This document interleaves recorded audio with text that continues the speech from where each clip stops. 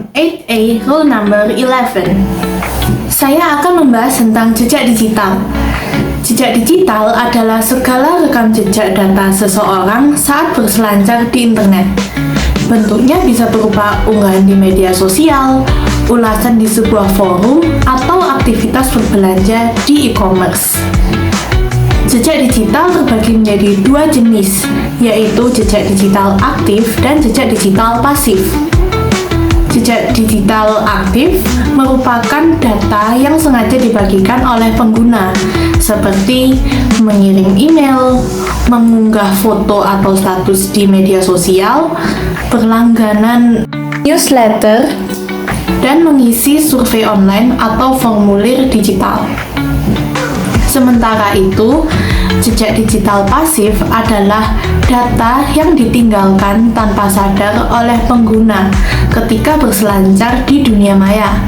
Contohnya seperti aplikasi yang mengakses lokasi GPS Anda, media sosial yang menggunakan like dan share untuk memunculkan iklan tertarget di media sosial Anda, dan yang terakhir, website yang menggunakan cookies untuk melacak aktivitas online Anda tanpa izin. Now let's move on to the next person. My name is Kanya from class 8A number 23, and now I would like to present about the examples of perilaku tidak etis dalam berinternet. Yang pertama adalah memberikan ujaran kebencian seperti menghina, mengolok-olok, atau mengintimidasi orang lain melalui media sosial seperti berkomentar dan juga mengirimkan pesan pribadi.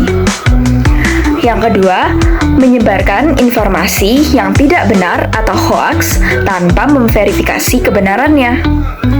Dan yang terakhir, menggunakan atau menyebarkan karya orang lain tanpa izin seperti plagiarisme atau penyebaran konten yang dilindungi oleh hak cipta.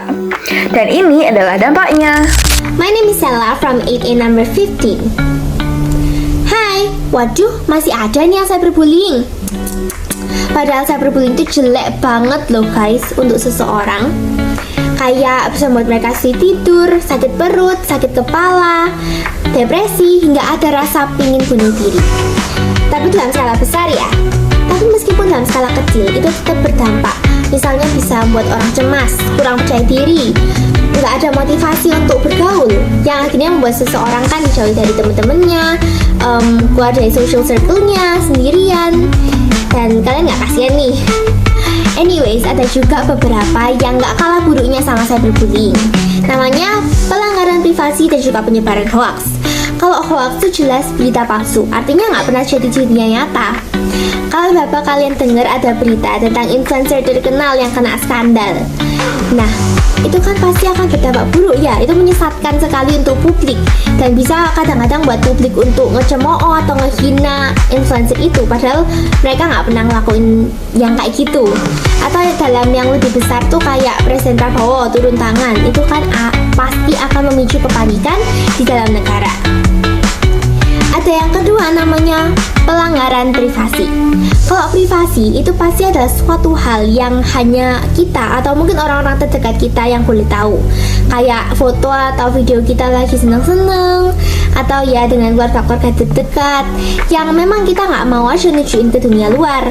Tapi kalau saya bapak ada nih suatu hari di medsos, pasti juga bisa berdampak buruk dong. Misalnya kayak kita nggak bisa dapat pekerjaan tiba-tiba, atau tiba-tiba jauh temen, kena hinaan, kena cemoohan.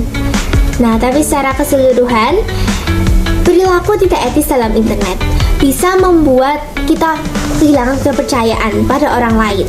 Itu bisa. Ataupun membuat konflik sosial. Jadi, membuat perselisihan antar individu ataupun antar kelompok. Juga bisa berdampak jangka panjang pada karir dan juga kehidupan sosial seseorang.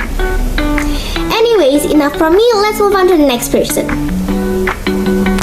My name is Gabriela from 8A, roll number 13. Saya akan membahas tips menjaga jejak digital kita agar tetap positif. Kita harus menjaga etika kita di sosial media agar nama baik kita tidak rusak. Dan kita juga harus bisa menyaring mana yang benar dan mana yang buruk. Dengan contoh, yang pertama adalah tidak cyberbullying di sosial media. Yang kedua adalah menjaga ketikan kita di sosial media yang berdampak pada nama baik kita dan orang-orang di sekitar kita, seperti teman, orang tua, atau bahkan lingkungan kerja atau sekolah. Well, that's all for us. Kami harap video ini dapat bermanfaat bagi kalian, para pengguna sosial media, terutama para remaja. Dan jangan lupa, Sekali Hingga Selamanya